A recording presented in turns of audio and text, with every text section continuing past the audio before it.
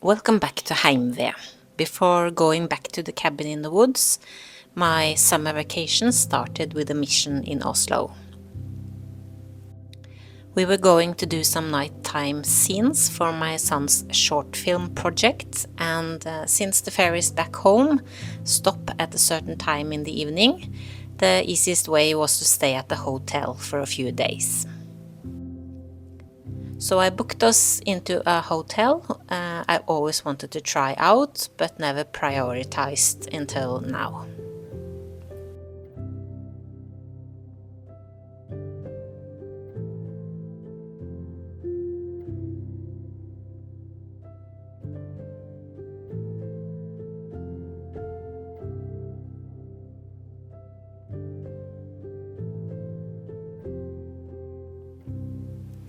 And am I the only one who always studied the evacuation plan to check out the size and planning on all the other rooms on the same floor?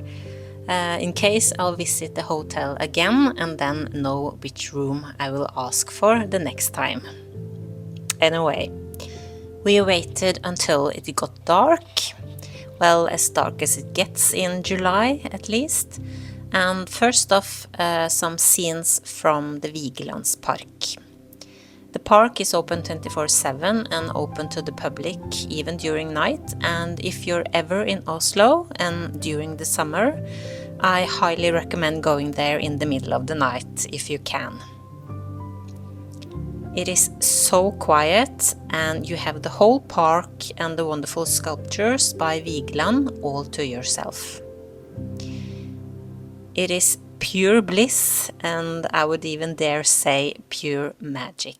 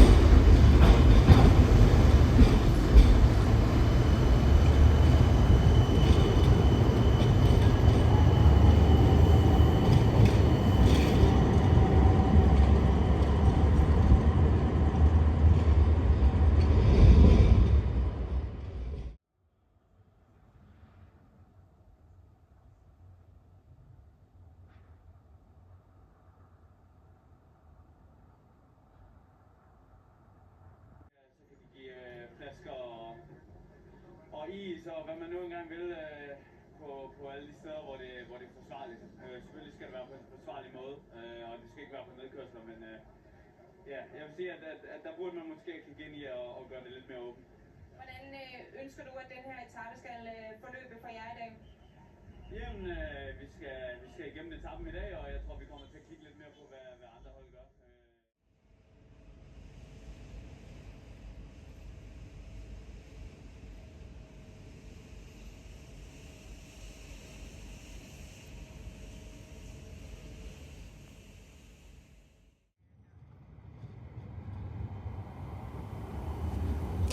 We shot some more scenes the following nights, or my son did, since it was his project, and I was just a bee photographer who sometimes helped out. If I'm lucky, I'll get my name on the closing credits on his movie. We'll see. And then we set our course to the cabin in the woods.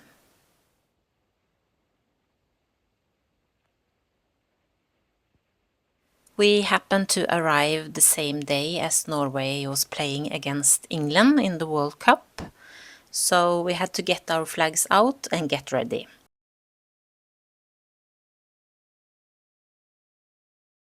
Våre kantspillere har jo hatt lite å bidra med. Her Berg finner Haaland. Skal vi se om dette begynnelsen på en god norsk periode. Vi trenger det nå.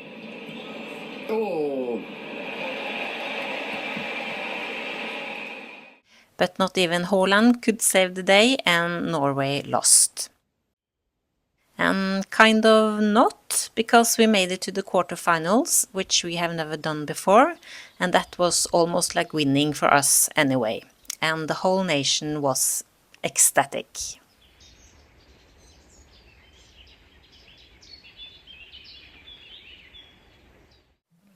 The next days I mostly worked outside in the garden, cutting the grass. First with the scythe and then the lawnmower. My son helped out too. But a consistent heat wave covered southern Norway with temperatures between 32 and 34 degrees Celsius, and that's not something I thrive in, so it was hard. I didn't even film much of it, but we cooled off in the river every day and tried to survive in the shade and with drinking lots of water.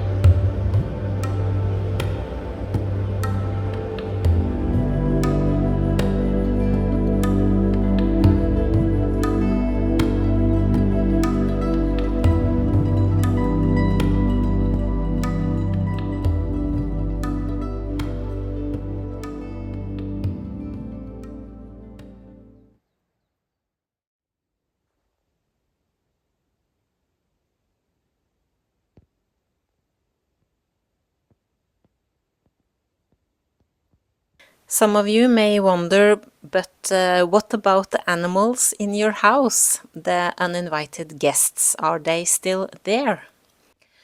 Well, first off, thanks to one of you in the comment section, I finally found out that it must have been marmots that I had in my house, or more, as we say in Norwegian. So I got these ultrasound devices to set up. But the day we arrived, the cabin was already dead quiet. Not a sound to be heard. I put up the devices anyway, and they now work 24/7. One inside the house and one outside. But I never heard any of the animals on this stay. So did they actually move out before we came? I don't know. Possibly, because in the manuals to the devices I read that it could take up to a couple of weeks before we noticed any effect on them. But anyway, so far I'm happy, and thanks again for all the valuable comments and experiences that you share whenever I have any problems or questions in here. I so appreciate it. Thank you, thank you.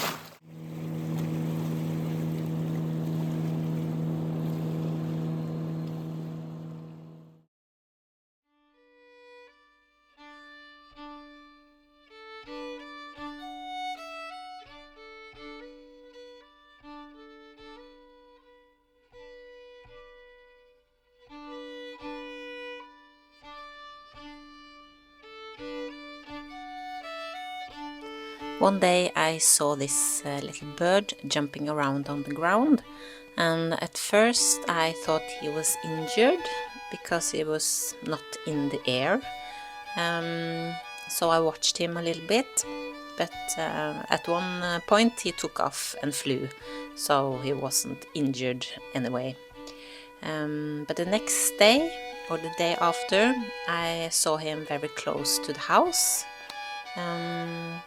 And I got a better glimpse of him, and apparently it's a duetrost, Turdus visirus.